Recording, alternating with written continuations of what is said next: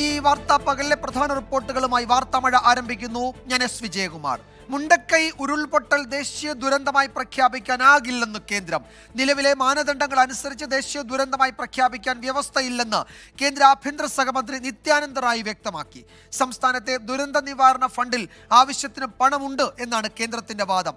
R Achuthan ഡൽഹിയിൽ നിന്ന് ഏറ്റവും പുതിയ വിവരങ്ങൾ നൽകും. അച്യുതൻ, ഇത് കെ വി തോമസിന് നിത്യാനന്ദ റായ് നൽകിയ മറുപടിയിലാണ് ഈ കാര്യങ്ങൾ വ്യക്തമാക്കുന്നത്. കേരളത്തെ സംബന്ധിച്ച് അപ്രതീക്ഷിതമാണോ ഇത്തരമൊരു മറുപടി എന്ന് നമുക്ക് ഈ ഘട്ടത്തിൽ പറയാൻ കഴിയില്ല. കാരണം ഈ കാറ്റഗറി തിരിച്ച് ദേശീയ ദുരന്തത്തിന് സമാനമായ ഒരു ദുരന്ത സാഹചര്യമാണെന്ന് കണ്ടെത്തുകയും അതിന് സാമ്പത്തിക സഹായം അനുവദിക്കുകയും വേണമെന്നതാണ് കേരളത്തിൻ്റെ ഒരു ആവശ്യം. അതവിടെ നിൽക്കുന്നുണ്ട്. പക്ഷേ ഈ മറുപടി എത്ര നിർണായകമാണ് കേരളത്തിൻ്റെ ഈ ആവശ്യത്തെ സംബന്ധിച്ചിടത്തോളം?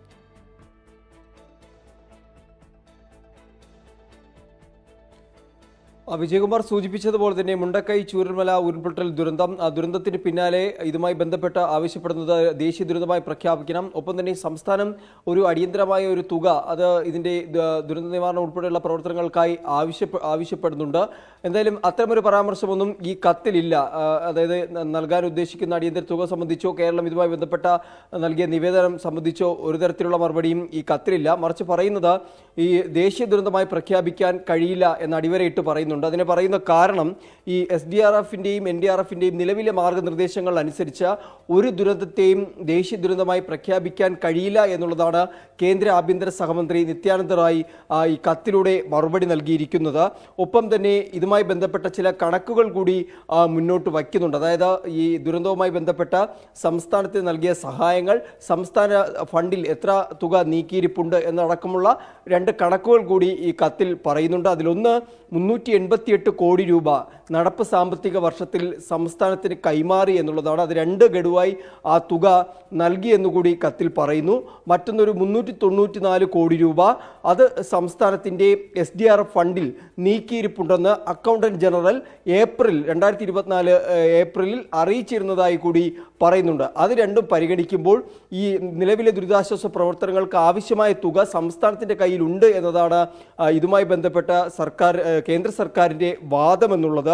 മറിച്ച് നടത്തിയ പ്രവർത്തനങ്ങൾ, അവിടേക്ക് അടിയന്തരമായി എത്തിച്ച സഹായങ്ങൾ, ആർമിയെ വിന്യസിച്ചതും മറ്റ് ഈ ദുരന്ത നിവാരണ സേനകളെ വിന്യസിച്ചതുമായി ബന്ധപ്പെട്ട കാര്യങ്ങളും ഈ കത്തിൽ പരാമർശിക്കുന്നുണ്ട്. അപ്പോൾ പോലും ഇനി ഭാവിയിൽ എന്ത് പരിഗണന നൽകുമെന്ന് സംബന്ധിച്ചിട്ടുള്ള ചോദ്യങ്ങളിൽ അതിൽ മറുപടികളില്ല എന്ന് തന്നെയാണ് പ്രതീക്ഷിക്കുന്നത്. കാരണം ഇതിൽ ഒരു പറഞ്ഞു വയ്ക്കുന്ന മറ്റൊരു കാര്യം, ദുരന്ത നിവാരണ പ്രവർത്തനങ്ങളുടെ പ്രാഥമിക ഉത്തരവാദിത്വം അത് ബന്ധപ്പെട്ട സംസ്ഥാന സർക്കാരുകൾക്കാണ് എന്നുകൂടി കേന്ദ്രം പറഞ്ഞു വയ്ക്കുന്നുണ്ട്.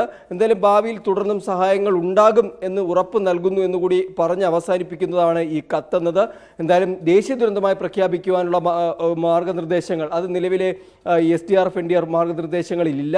മറിച്ച് നിലവിലെ സംസ്ഥാനത്തിൻ്റെ പക്കലുള്ള തുക അത് ദുരിതാശ്വാസ പ്രവർത്തനങ്ങൾക്ക് ആവശ്യമായ തുക പക്കലുണ്ട് എന്നതാണ് കേന്ദ്രം മുന്നോട്ട് വയ്ക്കുന്ന വാദം. വിജയകുമാർ.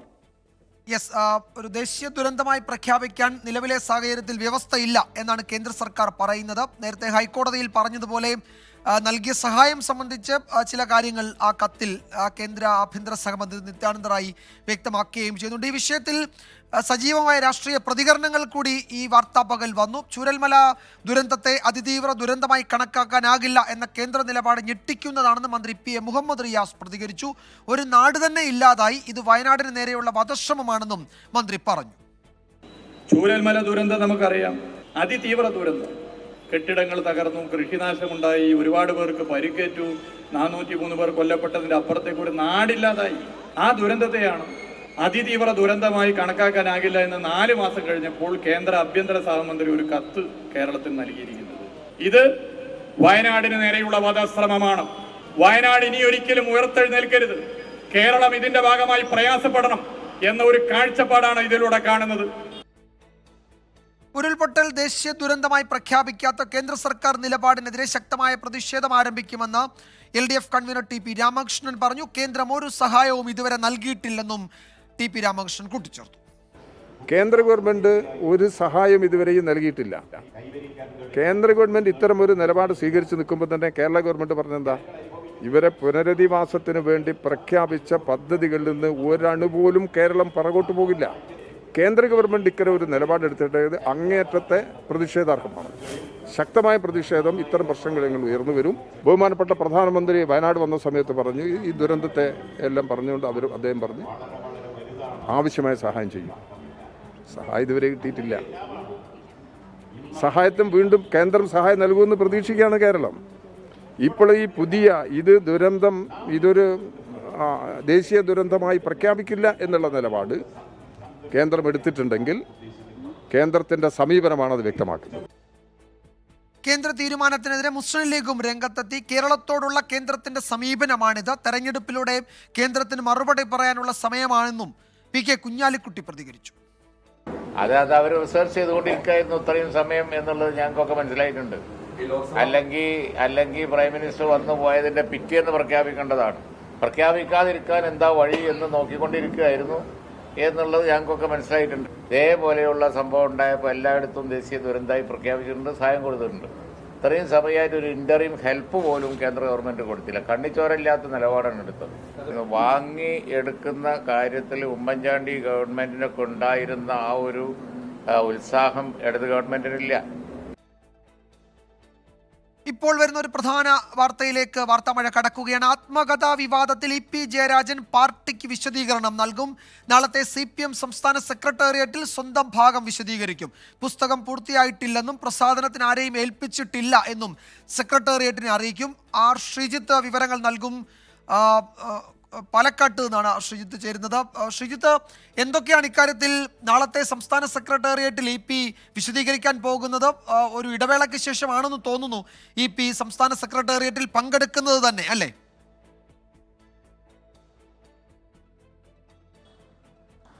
വിജയകുമാർ, നീണ്ട ഇടവേളയ്ക്ക് ശേഷമാണ് CPIMന്റെ സംസ്ഥാന നേതൃയോഗങ്ങളിലേക്ക് ഇ പി ജയരാജൻ എത്തുന്നത്. അദ്ദേഹം LDF കൺവീനർ സ്ഥാനത്ത് നിന്ന് ഒഴിവാക്കപ്പെട്ട ശേഷം പിന്നീട് സംസ്ഥാന സെക്രട്ടേറിയറ്റിലോ സംസ്ഥാന കമ്മിറ്റിയിലോ പങ്കെടുത്തിരുന്നില്ല. എന്നാൽ ഏറ്റവും ഒടുവിൽ നടന്ന CPIMന്റെ കേന്ദ്ര കമ്മിറ്റിയിൽ പങ്കെടുത്ത് തനിക്ക് പറയാനുള്ള കാര്യങ്ങൾ വിശദീകരിക്കുകയായിരുന്നു. അങ്ങനെ ഒരു മഞ്ഞുരുക്കം സംഭവിച്ച ശേഷമാണ് നാളെ സെക്രട്ടറി യോഗത്തിലേക്ക് എത്തുന്നത്. എന്നാൽ അതിനു മുമ്പ് അദ്ദേഹത്തെ ചൂഴ്ന്നു നിൽക്കുന്ന ഒരു പ്രധാനപ്പെട്ട വിവാദം കൂടി പൊട്ടിപ്പുറപ്പെട്ടു. അതാണ് ആത്മകഥാ വിവാദം.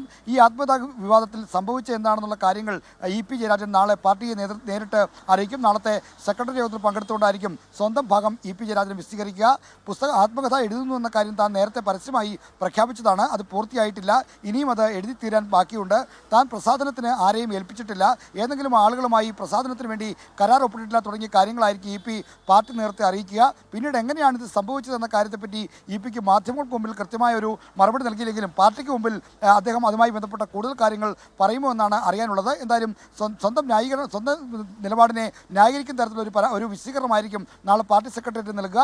എന്നാൽ ഇ പി പറയുന്നതിന് പൂർണ്ണമായി വിശ്വാസമെടുക്കാൻ CPM നേതൃത്വം, സംസ്ഥാന നേതൃത്വം തയ്യാറാകുമോ എന്ന് കാത്തിരിക്കണം. കാരണം രണ്ടാം പിണറായി സർക്കാരിനെ പറ്റി ഇ പി വിമർശനം ഉന്നയിച്ചു. ഒപ്പം തന്നെ പാലക്കാട്ടെ സ്ഥാനാർത്ഥിയെ പറ്റി വിമർശനം ഉന്നയിച്ചു. മറ്റു ചില പ്രധാനപ്പെട്ട പാർട്ടി തീരുമാനങ്ങളെ ചോദ്യം ചെയ്തു. ബോണ്ട് വിവാദം അടക്കമുള്ള കാര്യങ്ങളെ പാർട്ടി തീർപ്പിനെ പറ്റിയും ചോദ്യം ചെയ്തു. അതുകൊണ്ട് ഇത്തരം കാര്യങ്ങളിലൊക്കെ പാർട്ടി ക്ഷമിക്കാൻ തയ്യാറാകുമോ അതോ ഇ പിയുടെ വിശദീകരണം ഉൾക്കൊണ്ട് അദ്ദേഹത്തോട് പൊരുത്തപ്പെട്ടു പോകുമെന്നാണ് ഇനി അറിയാനുള്ളത്. ശ്രീജിത്ത്, ഇതിൽ ഇ പി വിശദീകരിക്കുന്നത് പോലെ അല്ലെങ്കിൽ ഇ പിയുടെ വിശദീകരണം മുഖവിലക്കെടുത്തായിരുന്നു ഇന്നലെ സംസ്ഥാന സെക്രട്ടറി ഇന്നലെയും ഇന്നും മാധ്യമങ്ങളോട് പ്രതികരിച്ചത്.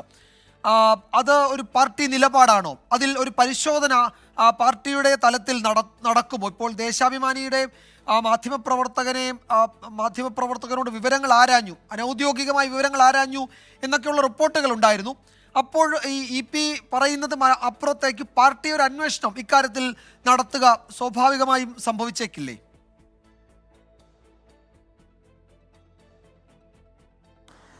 വിജയകുമാർ, തീർച്ചയായും അങ്ങനെ തന്നെ അനുമാനിക്കണം. കാരണം പാർട്ടിയെ ബാധിക്കുന്ന ഗുരുതരമായ ചില പരാമർശങ്ങൾ, സർക്കാരിനെ ബാധിക്കുന്ന പരാമർശങ്ങളാണ് ഈ VP-യുടേതെന്ന് പറയുന്ന ആത്മകഥയിലൂടെ പുറത്തു വന്നിരിക്കുന്നത്. ഈ ആത്മകഥാക്കുറിപ്പിൽ താൻ എഴുതിയ കാര്യങ്ങളല്ല പുറത്തു വന്നതെന്നും ആത്മകഥ പ്രസിദ്ധീകരിക്കാൻ താൻ ആരെയും ഏൽപ്പിച്ചിട്ടില്ല എന്ന വാദത്തിൽ EP ഉറച്ചു നിൽക്കുന്നു. എന്നാൽ ആ കാര്യത്തിൽ ഒരു വസ്തുതാന്വേഷണത്തിന് പാർട്ടി തയ്യാറാകുമോ ഇല്ലയോ എന്ന് നാളത്തെ സംസ്ഥാന സെക്രട്ടേറിയറ്റിന് ശേഷം അറിയാൻ കഴിയുമെന്നാണ് പ്രതീക്ഷിക്കുന്നത്. കാരണം ഈ കാര്യത്തിൽ EP പറയുന്നതിനെ പൂർണ്ണമായി വിശ്വാസമെടുക്കുന്ന ഒരു സമീപനം അനൗദ്യോഗികമായിട്ടുള്ള സംഭാഷണത്തിലെങ്കിലും പാർട്ടി നേതൃത്വം തയ്യാറാകുന്നില്ല. എങ്ങനെയാണ് EP എഴുതി കൊടുത്തില്ലെങ്കിൽ DCA പോലുള്ള ഒരു തഴക്കം ചെന്ന പ്രസാധകർ ഈ കാര്യം പുറത്തുവിടുന്നത് എങ്ങനെയാണെന്ന ചോദ്യം പാർട്ടിക്ക് മുന്നിലുമുണ്ട്. പാർട്ടി നേതൃത്വവും അത് പരസ്പരം ചോദിക്കുന്നുമുണ്ട്. അതുകൊണ്ട് ആ ചോദ്യത്തിന് ഉത്തരം കിട്ടാൻ ഒരു വസ്തുതാന്വേഷണത്തിലേക്ക് പാർട്ടി കടക്കുമോ എന്ന് അറിയാനിരിക്കുന്നു. എന്തായാലും അനൗപചാരികമായി ഈ ആത്മകഥാക്കുറിപ്പുകൾ തയ്യാറാക്കാൻ EP ജയരാജനെ സഹായിച്ച ദേശാഭിമാനിയിലെ മുതിർന്ന മാധ്യമപ്രവർത്തകനെ പാർട്ടി അനൗദ്യോഗികമായി അതിൽ നിന്ന് വിവരങ്ങൾ എടുത്തു എന്നുള്ള തരത്തിലുള്ള പ്രചാരണമുണ്ട്. എന്നാൽ അദ്ദേഹം അത് സ്ഥിരീകരിക്കുന്നില്ല. അദ്ദേഹം അത് അത്തരമൊരു നടപടിയും തൻ്റെ ഭാഗത്തുനിന്ന് ഉണ്ടായിട്ടില്ല എന്ന കാര്യമാണ് ഈ മുതിർന്ന മാധ്യമപ്രവർത്തകരോടും മറ്റും പറയുന്നത്. എന്തായാലും പാർട്ടിയുടെ അംഗമെന്ന നിലയിൽ ദേശാഭിമാനിയിലെ ഒരു സീനിയർ മാധ്യമപ്രവർത്തക നിലയിൽ അദ്ദേഹത്തിനോട് ഈ കാര്യങ്ങൾ ആരായാതിരിക്കാൻ ഉള്ള തരമില്ല. അത് ഭാവിയിലെങ്കിലും സംഭവിച്ചേക്കുമെന്ന് കരുതുന്നു. എന്തായാലും ഒരു വസ്തുതാന്വേഷണത്തിലേക്ക് പാർട്ടി കടന്നാൽ അത് EPക്കും വലിയ തോതിൽ ബുദ്ധിമുട്ടുണ്ടാക്കുന്ന ഒന്നായി മാറാനാണ് സാധ്യത. യെസ്, ആത്മകഥ വിവാദത്തിൽ EP ജയരാജൻ പാർട്ടിക്ക് വിശദീകരണം നൽകുകയാണ്. നാളെ സംസ്ഥാന സെക്രട്ടേറിയറ്റിൽ EP പങ്കെടുക്കും. സ്വന്തം ഭാഗം സെക്രട്ടേറിയറ്റിൽ വിശദീകരിക്കും. ഈ പുസ്തകം എഴുതുന്നുണ്ട്, പക്ഷേ അത് തീർത്തിട്ടില്ല. ആരെയും അതിൻ്റെ പ്രസാധനത്തിന് ചുമതലപ്പെടുത്തിയിട്ടില്ല. ഇത്തരം കാര്യങ്ങളാണ് മാധ്യമങ്ങളോട് പറഞ്ഞത്. അതോ അതിനപ്പുറത്തേക്ക് എന്തെങ്കിലും EP നാളത്തെ സെക്രട്ടേറിയറ്റിൽ പറയുമോ എന്നറിയില്ല. എന്തായാലും ഒരു ദീർഘനാളത്തെ ഇടവേളയ്ക്ക് ശേഷമാണ് നേതൃയോഗങ്ങളിലേക്ക് EP പോകുന്നത് എന്നതും പ്രധാനപ്പെട്ടതാണ്. അവിടെ എന്തായിരിക്കും പാർട്ടിയോട് പറയുക? അത് പൂർണ്ണമായും മുഖവിലക്കെടുത്ത് ഇത് ഇവിടെ കൊണ്ട് അവസാനിപ്പിക്കുമോ പാർട്ടി, അതോ അതിൽ കൂടുതൽ അന്വേഷണമൊക്കെ നടത്തുമോ? അത് ചിലപ്പോൾ തെരഞ്ഞെടുപ്പിനൊക്കെ ശേഷമായിരിക്കും. എന്തായാലും നാളെ EP പങ്കെടുത്ത് വിശദീകരണം നൽകും. ശ്രീജിത്താണ് പ്രധാനപ്പെട്ട വിവരങ്ങൾ ഈ ഘട്ടത്തിൽ പങ്കുവച്ചത്. അതേസമയം ആത്മകഥാ വിവാദത്തിൽ ആദ്യമായി പ്രതികരിച്ച് DC books CEO Ravi DC സമൂഹ മാധ്യമങ്ങളിലൂടെ DC ബുക്സ് വിശദീകരണം നൽകിയിട്ടുണ്ടെന്നും അതിൽ കൂടുതൽ പറയാനില്ല എന്നുമാണ് വിവാദങ്ങളിൽ രവി DCയുടെ മറുപടി. പൊതുരംഗത്ത് നിൽക്കുന്ന ആളുകളെ മാനിക്കുന്നുവെന്നും രവി DC പറഞ്ഞു. DC ബുക്സിന് ഇതേപ്പറ്റിയുള്ള ഒരു സ്റ്റേറ്റ്മെന്റ് ഇന്നലെ സോഷ്യൽ മീഡിയയിൽ ഞങ്ങൾ കൊടുത്തിട്ടുണ്ടായിരുന്നു. So that sums up what we have to say. അതാണ് എനിക്ക് പറയാനുള്ളത്. And neither we are only facilitators. നമ്മളില്ലാത്ത അത് ഏതൊരു പബ്ലിക് ഫിഗറും അല്ല, മറ്റേതുമല്ല. അതുകൊണ്ട് തന്നെ we do respect the public figure, public institutions നിൽക്കുന്നവരെ റെസ്പെക്ട് ചെയ്യുന്നു. അതുകൊണ്ട് തന്നെ comments are reserved actually. Thank you. കനത്ത മഴയെ തുടർന്ന് EP ജയരാജന്റെ പാലക്കാട്ടെ പ്രചാരണ പൊതുയോഗം തടസ്സപ്പെട്ടു. EPയുടെ പ്രസംഗം തുടങ്ങി മിനിറ്റുകൾ പിന്നിട്ടപ്പോഴേക്കും മഴ ശക്തമായി. മുൻകൂട്ടി നിശ്ചയിച്ച പരിപാടി അല്ലെങ്കിലും ആത്മകഥാ വിവാദം തണുപ്പിക്കാൻ EPക്കായി പൊതുയോഗം സംഘടിപ്പിക്കുകയായിരുന്നു പാലക്കാട്. EP ജയരാജനെ പരോക്ഷമായി മുന്നണിയിലേക്ക് ക്ഷണിച്ച UDF കൺവീനർ MM ഹസൻ UDFിലേക്ക് EP ജയരാജനെ ക്ഷണിക്കുമോ എന്ന ചോദ്യത്തിന് EP അല്ല ഏത് PP വന്നാലും UDF ആലോചിക്കില്ലേ എന്നായിരുന്നു ഹസന്റെ മറുപടി. MM ഹസൻ സൗഹൃദത്തിന്റെ പേരിൽ പറഞ്ഞതായിരിക്കുമെന്ന് പിന്നീട് പ്രതിപക്ഷ നേതാവ് VD സതീശൻ വിശദീകരിച്ചു. ആര് വന്നാലും എടുക്കുന്ന ഒരു രീതിയല്ല എന്നായിരുന്നു PK കുഞ്ഞാലിക്കുട്ടിയുടെ പ്രതികരണം. MM ഹസന്റെ ക്ഷണത്തെ EP ജയരാജൻ പരിഹസിച്ചു തള്ളി. അല്ല ഏത് PP വന്നാലും നമ്മളെ സംബന്ധിച്ചിടത്തോളം പിണറായി സർക്കാരിൻ്റെ അഴിമതിക്ക് ദുർഭരണത്തിനെതിരായി, അതുപോലെ തന്നെ മാർക്സിസ്റ്റ് പാർട്ടിക്കകത്ത് നടക്കുന്ന ഏകാധിപത്യത്തിനെതിരായി പൊതുവായ അഭിപ്രായം പറഞ്ഞു പുറത്തു വന്നാൽ നമ്മളത് ആലോചിക്കില്ലേ? ME ഗോവിന്ദനേക്കാൾ ഏറ്റവും സീനിയറായിട്ടുള്ള നേതാക്കളിൽ ഒരാളാണ് അദ്ദേഹം. അദ്ദേഹം പാർട്ടിയിൽ നിൽക്കുകയല്ലേ. നമ്മളെന്തിനാ വേറെ പാർട്ടിയിൽ നിൽക്കുന്ന ആളുകളെ അപമാനിക്കുന്നത്? ഇത് തമാശയായിട്ട് അസനെപ്പോഴും അവർ തമ്മിലൊക്കെ ഭയങ്കര സൗഹൃദമുള്ളതുകൊണ്ട് വന്നു. ഞങ്ങൾക്ക് അങ്ങനെ ആര് വന്നാലും എടുക്കുന്ന ഒരു രീതിയില്ല. എടുക്കാവുന്ന ആളുകൾ എടുക്കും. മാനസിക രോഗം ഉണ്ടാവും. വാർത്തമഴയിലേക്ക് വീണ്ടും സ്വാഗതം. വയനാട്ടിലെ പോളിംഗ് ശതമാനത്തിലുണ്ടായ കുറവിൽ അങ്കലാപ്പിലാണ് മുന്നണികൾ. ഭൂരിപക്ഷത്തിലെ കണക്കുകൂട്ടലുകൾ പിഴയ്ക്കുമോ എന്ന ആശങ്ക UDF ക്യാമ്പിലുണ്ട്. ശക്തി കേന്ദ്രങ്ങളിലെ വോട്ടുകൾ പോലും ചോർന്നുവന്ന സംശയത്തിലാണ് LDF. കഴിഞ്ഞ തവണത്തേക്കാൾ വോട്ട് വിഹിതം കുറയുമോ എന്ന് BJPക്കും ആശങ്കയുണ്ട്. മൊത്തം വോട്ടുകളിൽ 5 ലക്ഷത്തോളം വോട്ടുകളുടെ കുറവ്. കഴിഞ്ഞ തവണത്തേതിനേക്കാൾ 8% വോട്ടുകൾ ഇക്കുറി പോൾ ചെയ്യപ്പെട്ടില്ല. 5-6 ലക്ഷം വോട്ടുകളുടെ ഭൂരിപക്ഷം പ്രിയങ്കയ്ക്കുണ്ടാകുമെന്നായിരുന്നു പ്രചാരണത്തിലുടനീളം UDF ആവർത്തിച്ചിരുന്നത്. രാഹുൽ ഗാന്ധി 2019 നേടിയ വോട്ടുകളുടെ ഭൂരിപക്ഷം പോലും പോളിംഗ് ശതമാനം കുറഞ്ഞ സാഹചര്യത്തിൽ ഉണ്ടാകില്ലെന്നാണ് UDFന്റെ കണക്കുകൂട്ടൽ. ഇതേക്കുറിച്ചുള്ള ആത്മപരിശോധനയും UDF തുടങ്ങി. ഞങ്ങളും പരിശോധിക്കും എന്താണ് പോളിംഗ് ഇങ്ങനെ ഒരു പോളിംഗ് ഇത്ര കുറയാൻ സാഹചര്യം എന്താണെന്ന് പരിശോധിക്കും. പാർലമെന്റ് ഇലക്ഷന് നമുക്കെല്ലാവർക്കും അറിയാം ഒരു വാശിയുടെ കുറവ് അവിടെ കണ്ടിരുന്നു. എന്തായാലും അത് മനസ്സിലാക്കും. പക്ഷെ ഞങ്ങളെ ഒരു വിലയിരുത്തൽ ഇത് ഒരു കാരണവശാലും പ്രിയങ്കാജിയുടെ ഭൂരിപക്ഷം ഞങ്ങൾ പ്രതീക്ഷിച്ച ഭൂരിപക്ഷത്തെ ബാധിക്കുകയില്ല. ഇടതുപക്ഷ വോട്ടുകളും BJP വോട്ടുകളും പോൾ ചെയ്യാത്തതാണ് വോട്ടിംഗ് ശതമാനം കുറയാൻ കാരണമെന്നാണ് PK കുഞ്ഞാലിക്കുട്ടിയുടെ പ്രതികരണം. തിരഞ്ഞെടുപ്പ് അടിച്ചേൽപ്പിക്കപ്പെട്ടതെന്ന് ജനങ്ങൾക്ക് ബോധ്യമുള്ളതിനാലാണ് പോളിംഗ് കുറയാൻ കാരണമെന്ന വിലയിരുത്തലിലാണ് ഇടതുമുന്നണി. CPIM-ന്റെയും CPI-യുടെയും ശക്തികേന്ദ്രങ്ങളിൽ പോലും ഉറച്ച വോട്ടുകൾ പോൾ ചെയ്യിക്കാൻ കഴിഞ്ഞില്ലെന്ന ആക്ഷേപം മുന്നണിക്കകത്തുണ്ട്. ഒരു മനസ്സോടെയാണ് LDF തിരഞ്ഞെടുപ്പിനെ നേരിട്ടതെന്ന് CPI ജില്ലാ സെക്രട്ടറി EJ ബാബു. അടിച്ചേൽപ്പിക്കപ്പെട്ട ഈ തെരഞ്ഞെടുപ്പിനോട് ജനങ്ങൾക്ക് യാതൊരു താല്പര്യവുമില്ലായിരുന്നുവെന്ന് തെളിയിക്കുന്ന വിധത്തിലാണ് ഈ പോളിംഗ് ശതമാനത്തിൽ കുറഞ്ഞത്. മൊത്തം വോട്ടർമാരിൽ 5 ലക്ഷത്തിൽ കൂടുതൽ ആളുകൾ ഇവിടെ വോട്ട് ചെയ്തിട്ടില്ല എന്നുള്ളത് തന്നെ ഏതാണ്ട് ഒരു ഉത്തരേന്ത്യൻ കാലാവസ്ഥയിലേക്ക് വയനാട് പോകുന്നു എന്നുള്ളതാണ് തെളിയിക്കുന്നത്. ഇടതു വോട്ടുകളിലാണ് ചോർച്ചയുണ്ടായതെന്ന് BJP വിലയിരുത്തുമ്പോഴും കഴിഞ്ഞ തവണ K സുരേന്ദ്രൻ നേടിയ 1,41,000-നടുത്തെത്താൻ ഇക്കുറി സാധിക്കുമെന്ന പ്രതീക്ഷ പാർട്ടിക്കില്ല. 24 വയനാട്. അതേസമയം പോളിംഗ് ശതമാനം കുറഞ്ഞെങ്കിലും ചേലക്കരയിൽ വിജയപ്രതീക്ഷയിലാണ് മുന്നണികൾ. സ്വന്തം വോട്ടുകൾ പോൾ ചെയ്യപ്പെട്ടു എന്ന അവകാശവാദമാണ് മുന്നണികൾക്കുള്ളത്. പോളിംഗ് ശതമാനത്തിലെ കുറവ് മുന്നണികൾക്ക് ഒരുപോലെ ആശങ്കയാണ്. പ്രചരണകാലത്ത് വിടാതെ പിടികൂടിയ വിവാദങ്ങളെ ചെറുക്കാനായെന്ന LDF വിലയിരുത്തൽ. ഇടതു വോട്ടുകൾ കൃത്യമായി പോൾ ചെയ്തെന്നും ബൂത്തുകളിലെ കണക്ക്. സ്ഥാനാർത്ഥി UR പ്രദീപിന്റെ വ്യക്തിപ്രഭാവം ഗുണം ചെയ്തു. പ്രതികൂല ഘടകങ്ങൾ വെല്ലുവിളിയായാലും 20,000-നടുത്ത് ഭൂരിപക്ഷത്തിൽ വിജയമുറപ്പെന്ന് LDF ക്യാമ്പ് വിശ്വസിക്കുന്നു. താഴെത്തട്ടിൽ പണിയെടുത്തതിൻ്റെ അല്ലെങ്കിൽ തെരഞ്ഞെടുപ്പുമായി ബന്ധപ്പെട്ട് പണിയെടുത്തത് ഇടതുപക്ഷ ക്യാമ്പിൻ്റെ അല്ലെങ്കിൽ അവർ പ്രവർത്തകർ പണിയെടുത്തതിൻ്റെ ഒരു ഫലം കാണും എന്ന കാര്യത്തിൽ ഒരു സംശയമില്ല. നല്ല പോലെ തന്നെ ഭൂരിപക്ഷം ഉണ്ടാവും എന്ന കാര്യത്തിലും സംശയമില്ല. 3,000-നും 5,000-നും ഇടയിൽ ഭൂരിപക്ഷം നേടി വിജയിക്കുമെന്നാണ് UDF പ്രതീക്ഷ. സമാനതകളില്ലാത്ത പ്രവർത്തനം ചേലക്കരയിൽ കാഴ്ചവെക്കാനായെന്ന നേതാക്കൾ പറയുന്നു. LDF-ന് സ്വാധീനമുള്ള വള്ളത്തോൾ നഗർ, പാഞ്ഞാൾ പഞ്ചായത്തുകളിലൊഴികെ ലീഡ് നേടുമെന്നും വിലയിരുത്തൽ. ഞങ്ങൾക്ക് എന്തായാലും ഉറപ്പാണ് ചേലക്കര കോൺഗ്രസിനൊപ്പം UDF-നൊപ്പം മാറ്റത്തിന് ഉറച്ചു തന്നെയാണ് നിൽക്കുന്നത്. ആ മാറ്റത്തിനായിട്ട് എല്ലാവരും വോട്ടുകൾ രേഖപ്പെടുത്തിയിട്ടുണ്ട് എന്നുള്ളത് തന്നെയാണ് ഞങ്ങളുടെ ശുഭാപ്തി വിശ്വാസം. അടിയൊഴുക്കുകളിൽ NDAയ്ക്കുള്ളത് വലിയ പ്രതീക്ഷ. UDF-ന്റെയും LDF-ന്റെയും വോട്ടുകൾ പിടിച്ചെടുത്തെന്നാണ് PV അൻവറിന്റെ DMK പിന്തുണയുള്ള NK സുധീറിന്റെ വിശ്വാസം. ചേലക്കരയിൽ വിജയം നിർണ്ണയിക്കുന്ന ഘടകമാകുമെന്നും സുധീർ കരുതുന്നു. കണക്കുകൂട്ടലുകൾക്കൊപ്പുറം ചേലക്കരയിൽ ആര് കരകയറും? ഇനി കാത്തിരിപ്പിന്റെ 9 നാളുകൾ. ചേലക്കരയിൽ നിന്നും MD അധീഷിനൊപ്പം അശ്വിൻ പാലാഴി, 24. ഇന്നത്തെ മറ്റു ചില പ്രധാന റിപ്പോർട്ടുകളിലേക്ക് വാർത്താ മഴ കടക്കുകയാണ്. യാത്രയയപ്പ് സംഘടിപ്പിച്ചതിലും പെട്രോൾ പമ്പ് വിഷയത്തിലും ഗൂഢാലോചനയുണ്ടെന്ന് മൊഴി നൽകി ADM ആയിരുന്ന K നവീൻ ബാബുവിന്റെ കുടുംബം. നവീൻ ബാബുവിന്റെ ഭാര്യ മഞ്ജുഷയും സഹോദരൻ പ്രവീൺ ബാബുവുമാണ് അന്വേഷണ സംഘത്തിന് മൊഴി നൽകിയത്. പത്തനംതിട്ട മലയാലപ്പുഴയിൽ K നവീൻ ബാബുവിന്റെ വീട്ടിലെത്തിയാണ് അന്വേഷണ സംഘം കുടുംബാംഗങ്ങളുടെ മൊഴി രേഖപ്പെടുത്തിയത്. രണ്ടാം തവണയാണ് അന്വേഷണ സംഘം കുടുംബത്തിന്റെ മൊഴി രേഖപ്പെടുത്തുന്നത്. പ്രാഥമിക അന്വേഷണത്തിന്റെ ഭാഗമായി നവീൻ ബാബുവിന്റെ സംസ്കാരം കഴിഞ്ഞയുടൻ കുടുംബത്തിന്റെ മൊഴി രേഖപ്പെടുത്തിയിരുന്നു. അന്ന് കുടുംബം മനോവിഷമത്തിലായിരുന്നത് കാരണം വിശദമായ മൊഴിയെടുക്കാൻ പോലീസിന് സാധിച്ചിരുന്നില്ല. പ്രത്യേക സംഘത്തിന്റെ മൊഴിയെടുപ്പ് 2 മണിക്കൂറോളം നീണ്ടു. മൊഴിയിൽ ആരുടെയും പേര് പരാമർശിച്ചിട്ടില്ലെങ്കിലും യാത്രയയപ്പ് ചടങ്ങിലും പെട്രോൾ പമ്പ് വിഷയത്തിലും ഗൂഢാലോചനയുണ്ടെന്ന് കുടുംബം ആവർത്തിച്ചു. ഭാര്യ മഞ്ജുഷ, സഹോദരൻ പ്രവീൺ ബാബു എന്നിവരുടെ മൊഴിയാണ് രേഖപ്പെടുത്തിയത്. TV പ്രശാന്തന്റെ അഴിമതി ആരോപണത്തിലും കുടുംബം സംശയം പ്രകടിപ്പിച്ചു. നവീൻ ബാബുവിന്റെ കോൾ ലിസ്റ്റുമായാണ് അന്വേഷണ സംഘം ചോദ്യം ചെയ്യാനെത്തിയത്. പുതിയ അന്വേഷണ സംഘത്തെ തീരുമാനിച്ച് 2 ആഴ്ചകൾക്ക് ശേഷമാണ് കുടുംബത്തിന്റെ മൊഴി രേഖപ്പെടുത്തുന്നത്. കഴിഞ്ഞ ദിവസം TV പ്രശാന്തന്റെയും മൊഴിയെടുത്തിരുന്നു. 24 പത്തനംതിട്ട.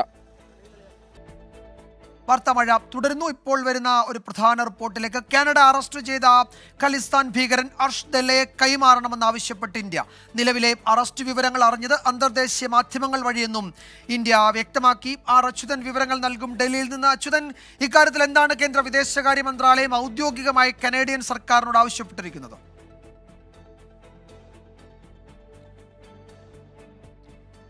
വിജയകുമാർ, കഴിഞ്ഞ ദിവസമാണ് ഈ അർഷ് ദല്ല എന്ന ഖാലിസ്ഥാൻ ഭീകരനെ അറസ്റ്റ് ചെയ്തതായി കാനഡ പോലീസ് അറിയിക്കുന്നത്. അതിൻ്റെ വിവരങ്ങൾ ഇന്ത്യൻ ഏജൻസികൾക്ക് കൈമാറിയതായിരുന്നു പുറത്തുവന്ന റിപ്പോർട്ടുകൾ. പക്ഷേ ഇപ്പോൾ വിദേശകാര്യ മന്ത്രാലയം ഇന്ന് പ്രസ്താവനയിലൂടെ വ്യക്തമാക്കുന്നത് ഇദ്ദേഹം, ഈ ഖാലിസ്ഥാൻ ഭീകരൻ അറസ്റ്റിലായി വിവരമറിയുന്നത് അന്തർദേശീയ മാധ്യമങ്ങൾ വഴിയാണ് എന്ന കാര്യമാണ് വ്യക്തമാക്കുന്നത്.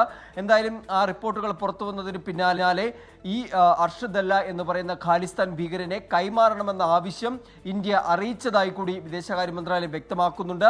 നടപടികൾ പിന്തുടർന്ന് വരികയാണ് എന്നുകൂടി പറയുന്നു. കാനഡ കൈമാറുമെന്ന് തന്നെയാണ് തങ്ങൾ ഇപ്പോഴും പ്രതീക്ഷിക്കുന്നത്. കാരണം 2022-ൽ അർഷ് ദല്ലയ്ക്കെതിരെ റെഡ് കോർണർ നോട്ടീസ് പുറപ്പെടുവിച്ചിരുന്നു. 2023 ഇതേ ആവശ്യം കാനഡയോട് ഇന്ത്യ ആവശ്യപ്പെട്ടിരുന്നു. എന്നാൽ അന്ന് കാനഡ അത് നിരസിക്കുകയാണ് ഉണ്ടായത്. കൊലപാതക ശ്രമം, അതുപോലെ തന്നെ ഭീകരവാദത്തിന് സാമ്പത്തിക സഹായം നൽകൽ ഉൾപ്പെടെ 50ഓളം കേസുകളിലെ ഒരു പ്രതി കൂടിയാണ് അർഷദല്ല എന്ന കാര്യം കൂടി പ്രസ്താവനയിൽ വ്യക്തമാക്കുന്നു. ശരി അച്യുതൻ, അർഷദല്ലയെ കൈമാറണമെന്ന് ഇന്ത്യ കാനഡയോട് ഔദ്യോഗികമായി ഇതാദ്യമായി ആവശ്യപ്പെട്ടു. ആർ അച്യുതനാണ് വിവരങ്ങൾ നൽകിയത്. സെന്റർ ഫോർ എംപവർമെന്റ് ആൻഡ് എൻറിച്ച്മെന്റിന്റെ 18ാമത് യൂണിക്ലീമിയുടെ ശിശുദിനത്തോടനുബന്ധിച്ചുള്ള ഭിന്നശേഷി കുട്ടികളുടെ പരിപാടികൾ കൊച്ചി ഫൈൻ ആർട്സ് ഹാളിൽ നടന്നു. ജില്ലാ പോലീസ് മേധാവി പുട്ട വിമലാദിത്യ ഉദ്ഘാടനം ചെയ്തു. പരിപാടിക്ക് മുന്നോടിയായി നടന്ന സമ്മേളനം ഗവർണർ ആരിഫ് മുഹമ്മദ് ഖാൻ തിരുവനന്തപുരം ടാഗോർ തിയേറ്ററിൽ ഉദ്ഘാടനം ചെയ്തു. 18ാമത് യൂണിക്ലീമി സമാപന സമ്മേളനവും സാംസ്കാരിക മേളയുമാണ് ഇന്ന് നടന്നത്. ചവിട്ട് നാടകം, പ്രകൃതിയിലേക്ക് മടങ്ങുവെന്ന സന്ദേശവുമായി ഫ്ലോറ ഫോണ എന്ന ഫാഷൻ ഷോ തുടങ്ങി നിരവധി കലാപരിപാടികളാണ് നടന്നത്.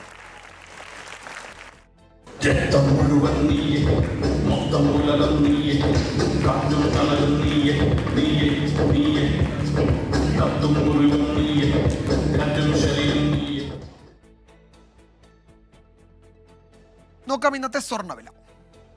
ഇന്നത്തെ സ്വർണ്ണനിരക്ക് സമർപ്പിക്കുന്നത് സ്പർശ ഗോൾഡ് ആൻഡ് ഡയമണ്ട്സ്. ഡിജിറ്റലാകൂ ഇനി സ്പർശയോടൊപ്പം.